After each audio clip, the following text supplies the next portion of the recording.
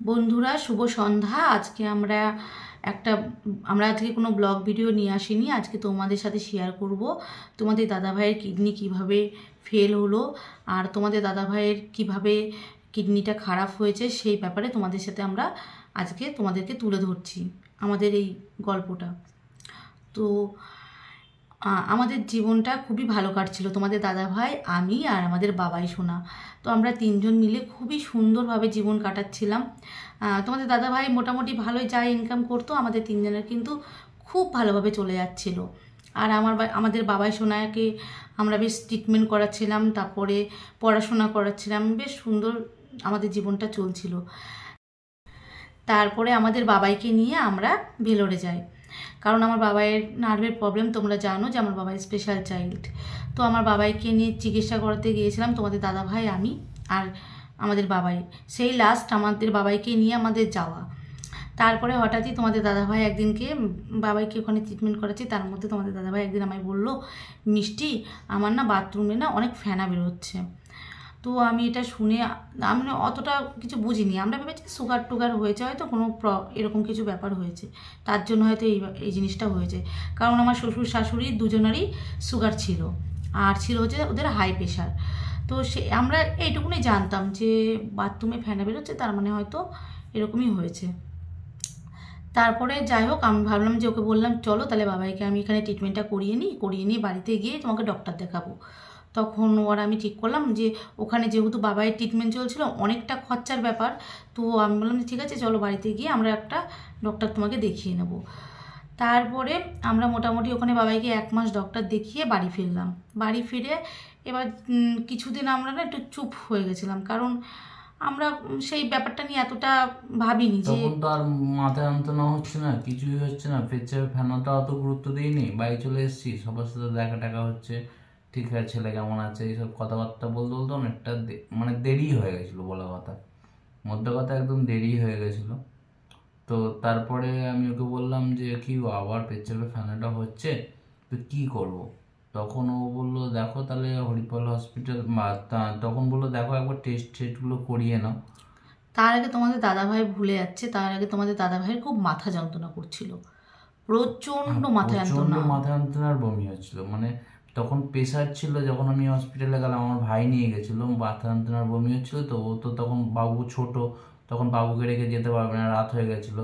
তখন আমার ভাই আমাকে নিয়ে হসপিটালে গেছিলো। হসপিটালে গিয়ে প্রেশার দেখে 180/120, মানে প্রচণ্ড হাই। তখন আমাকে সিস্টার বললো তুমি কী করে দাঁড়িয়ে আছে, আমি বলছি ম্যাডাম আমি কিছুই বুঝতে পারছি না।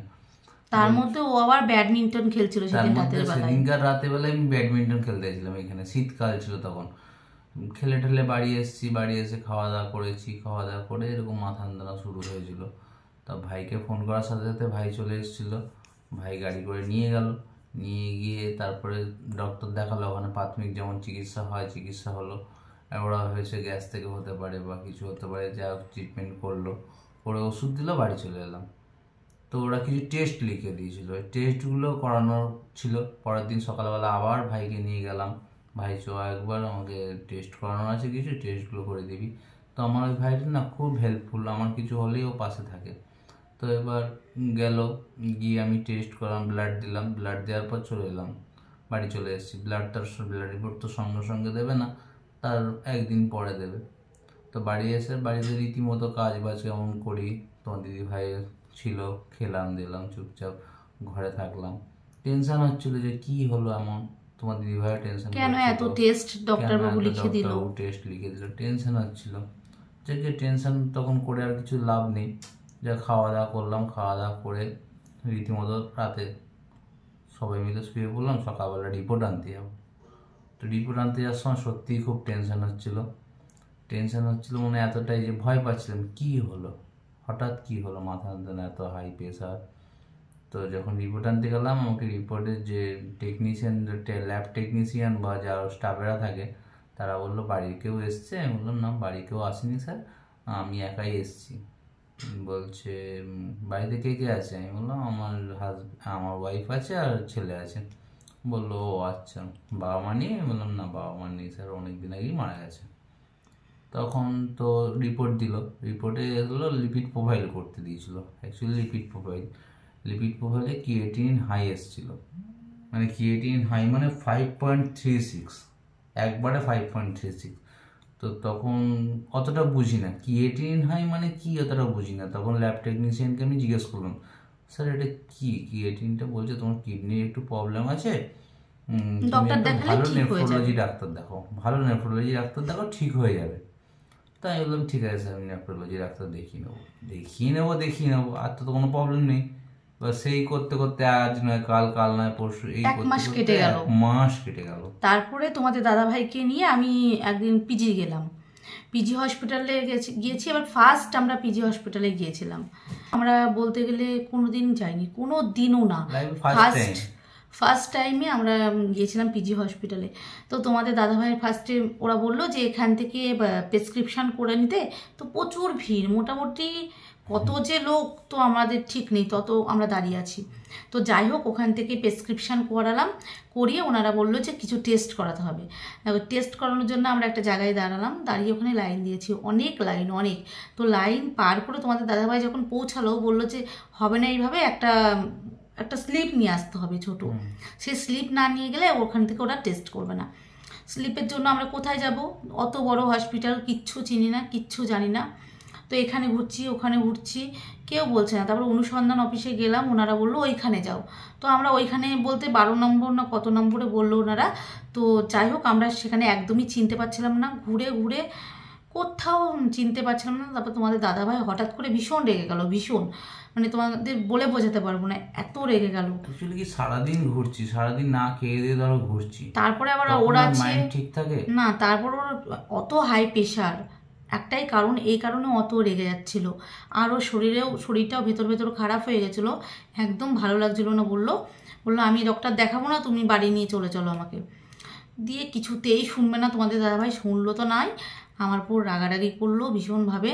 তারপরে কি করব, লাস্ট পর্যন্ত সন্ধ্যে 6টা বাজে, ওইভাবে ঘুরে ঘুরে কিছুই খুঁজে পেলাম না। সত্যি বলতে আমরা কিন্তু সেদিনকে নিরাশ হয়ে বাড়ি চলে আসলাম। বাড়ি চলে আসার পরে তারপরের দিনই আমরা ঠিক করলাম যে ওকে নিয়ে, যেহেতু আমরা ভেলোরে বাবাইকে ডক্টর দেখাতে নিয়ে যাই, ওখানে একটু আমরা চিনি, তো ভাবলাম বা ওকে নিয়ে তাহলে একবার ভেলোর যাব, গিয়ে তাহলে ডক্টর দেখিয়ে আসবো। তো সেটাই ঠিক করলাম। তো আমরা টিকিট কাটবো এবার ঠিক করলাম। তাও হঠাৎই ওর একটা ঠাকুমা মারা গেল। এবার আমাদের অসুস্থ পড়ে গেল, মোটামুটি 15 দিন অসুস্থ পড়ে গেল।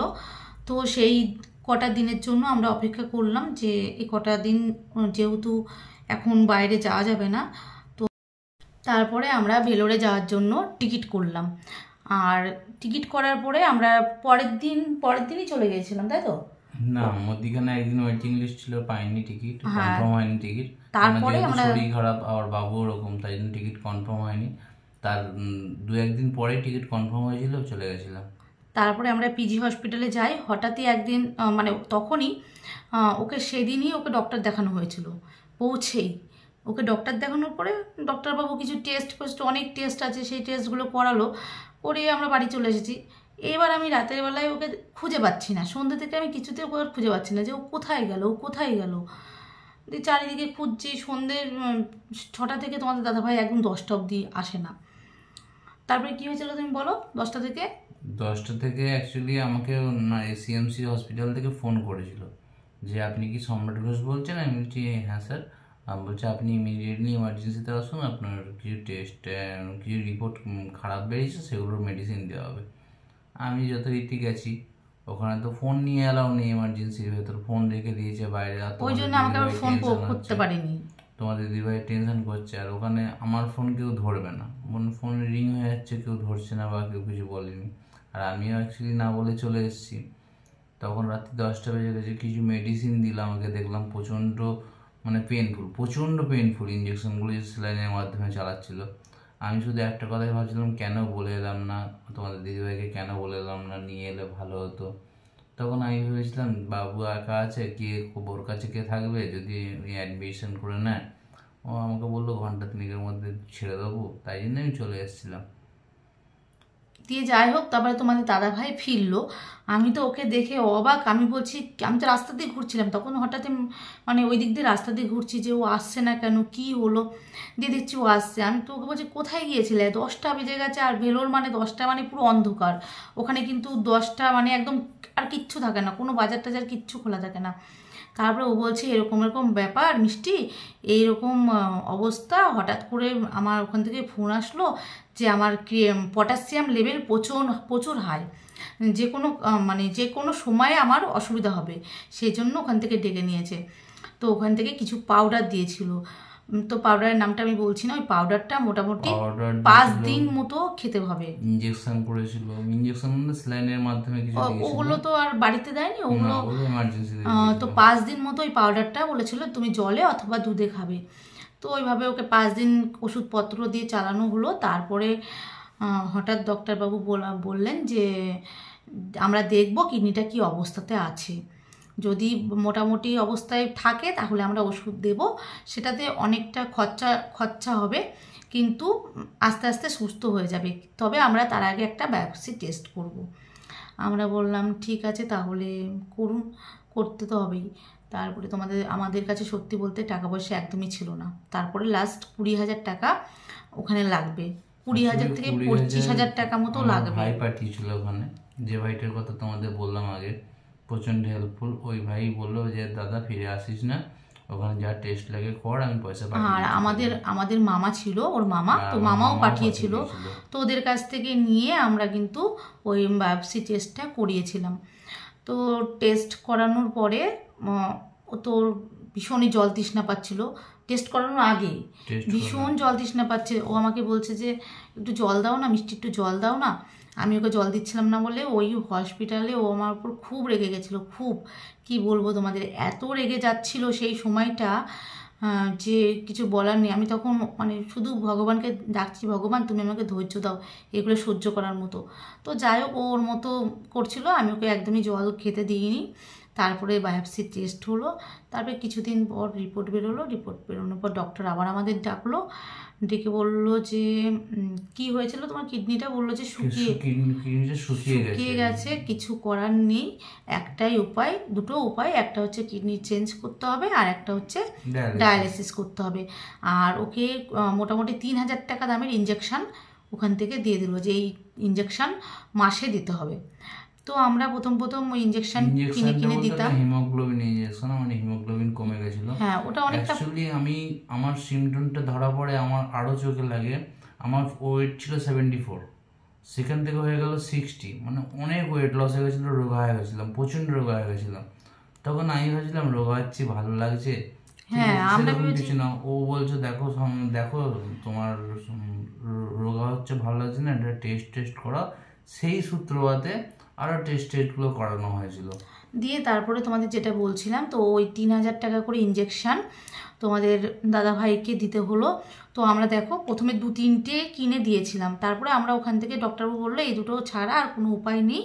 আমরা তারপরে তোমাদের দাদাভাইকে ডক্টর দেখিয়ে, বাবাইকেও সেবার আর ডক্টর দেখাতে পারিনি, কারণ অনেকটা তোমাদের দাদাভাইয়ের উপর খরচা হয়ে গেছিলো। দিয়ে আমরা বাড়ি চলে এলাম।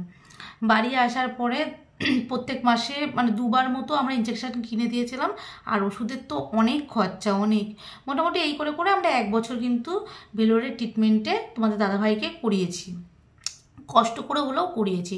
যতটা ওর টাকা জমানো ছিল, যতটা আমাদের কাছে টাকা ছিল, সবটা বছর খানিকের মধ্যে শেষ। তারপরে ভাবলাম যে তাহলে আর একবার পিজিতে যাই, আমরা তো আর ভেলোরে যেতে পারবো না, আমাদের পক্ষে সম্ভব না যে ভেলোরে গিয়ে তোমাদের দাদাভাইকে ট্রিটমেন্ট করব। তো তারপরে আবার ওকে বললাম যাওয়ার আগে, দেখো মাথা ঠান্ডা রাখো, একটু ধৈর্য ধরে চলো ডক্টর দেখা। তারপরে তোমাদের দাদাভাইকে নিয়ে পিজিতে গেলাম, কারণ আমাদের পক্ষে সম্ভব হচ্ছিল না ইঞ্জেকশনগুলো কিনে দেওয়ার। তো পিজিতে গেলাম, গিয়ে যাই হোক ভগবান আছে, আমাদের একটা দিদিভাইয়ের সাথে আলাপ হয়েছিল, চিত্রা দিদিভাই, তার নামটা আমি নিচ্ছি, কারণ দিদিভাই না থাকলে আমি বুঝতে পারতাম না ওখানকার কি ব্যাপার। তো তোমাদের দাদাভাইকে তো আগে থেকে বলে গেছিলাম যে তুমি কিন্তু একদম রাগ করবে না, চুপচাপ থাকবে, শান্তভাবে কিন্তু ওখানে ধৈর্য ধরে ডক্টর দেখাতে হবে। যাক তোমাদের দাদাভাই আমার কথাটা শুনেছে। ওখানে যাওয়ার পরে তো দিদিভাই আমাদের সবটা বলে দিল, তো ওখানে ওইভাবে করে তোমাদের দাদাভাইকে ডক্টর দেখালাম। আর তার আগের দিনের কথা তোমাদের বলছি, তার 2 দিন আগে থেকে আমি মনে মনে ভগবানকে বলছি, ভগবান আমি যেন পিজি হসপিটালে গিয়ে তোমাদের দাদাভাইয়ের জন্য ফ্রিতে ইঞ্জেকশান পাই, তাতে আমার যদি সপ্তাহে সপ্তাহে যেতে হয় তাও ভালো। মানে এটা কিন্তু আমি আগে আগে মনে মনে ভগবানকে ডাকছি আর এই কথাটা বলছি। তো যাওয়ার পরে ডক্টরবাবু, যেই ডক্টর দেখালাম, ডক্টরবাবু আমাদের কিন্তু ওই ইঞ্জেকশানটায়, যেহেতু ওটা অনেকটা হাই পাওয়ারের ছিল, ওখানে 3000 টাকা করে দাম ছিল, ওই ইঞ্জেকশানটায় 4000 পাওয়ারের ডক্টরবাবু সপ্তাহে 3টে করে লিখে দিল তোমাদের দাদাভাইয়ের জন্য। তো তারপরে যাই হোক বললো ফ্রিতেই পাওয়া যাবে ইঞ্জেকশান। আমি বললাম ডক্টরবাবু তাহলে এটা কি মাসে মাসে এসে নিতে হবে? ডক্টরবাবু বললো না, এটা তোমাদের কিন্তু সপ্তাহে সপ্তাহে এসে নিয়ে যেতে হবে। তো তারপরে আমরা বললাম ঠিক আছে, দিয়ে এসে যাই হোক সেই দিনকে প্রথম ওখান থেকে ইঞ্জেকশান তুললাম আর ওখান থেকে কিছু ওষুধ তুললাম তোমাদের দাদাভাইয়ের জন্য। তো সেই থেকে আমাদের জার্নি শুরু হলো আজ পর্যন্ত। তোমাদের দাদাভাইয়ের জন্য ওখান থেকে আমি সপ্তাহে ইঞ্জেকশান আর ওষুধ তুলি। তো এই হচ্ছে আমাদের গল্প। এখনও পর্যন্ত তোমাদের দাদাভাইয়ের ডায়ালিসিস চলছে। আর এদিকে পিজি হসপিটালে এখনো ট্রিটমেন্ট করাচ্ছে। আর তোমাদের দাদাভাইয়ের ডায়ালিসিসটাও মানে আমি পিজি হসপিটালে একজনের থেকে জেনে একটা নার্সিংহোমে মানে নিয়ে যাই, সেখানে যোগাযোগ করে স্বাস্থ্যসাথীর কার্ডে তোমাদের দাদাভাইকে ডায়ালিসিস করাই। তো এইভাবেই আমাদের চলছে এখনও পর্যন্ত। তো এটাই আর কি। আর সেকেন্ড পার্টে তোমাদেরকে জানাবো যে আমাদের কিভাবে আমাদের লাভ ম্যারেজ হয়েছিল, কিভাবে তোমাদের দাদাভাইয়ের সাথে আমাদের দেখা হয়েছিল, কিভাবে তোমাদের দাদাভাইয়ের সাথে আর কি আমার বিয়ে হয়েছিল, সেই লাভ স্টোরিটা তোমাদেরকে আমি দ্বিতীয় পার্টে জানাবো। তো চলো বন্ধুরা, আজকের মতো মানে এইটুকুনি ভিডিওটা। তো তোমাদের যদি ভালো লেগে থাকে সবাই একটু আমাদের পাশে থেকো, লাইক করো, কমেন্ট করো আর সবাই একটু শেয়ার করে দিও।